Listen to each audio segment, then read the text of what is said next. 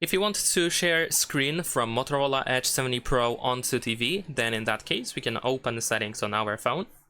And then over here we're gonna go to connected devices, and then you should be able to go to Smart Connect. Now usually if you go over here, then you can just use this plus button in the upper right corner to then go to display. And then you should be able to scan for nearby displays and of course your TV as well. So once you find your TV, then you should be able to select it over here and connect and start sharing the screen. You can also make sure that you're using the same Wi-Fi. Ideally you want to do that. You can also, instead of going to Smart Connect, you can try to go to Connection Preferences, and then over here we have the Cast option, and you might be able to find your TV here on this list, but it is not guaranteed that it will show up, so instead you can just jump to Smart Connect as it is even available over here.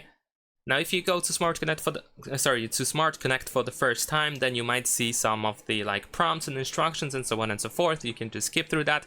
There is also a window asking you to use an account, like a Lenovo ID account or Moto account, but it is not required to use it. You can actually skip that.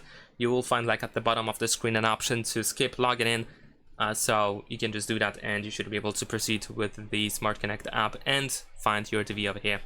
So that's pretty much it. Leave a like and subscribe.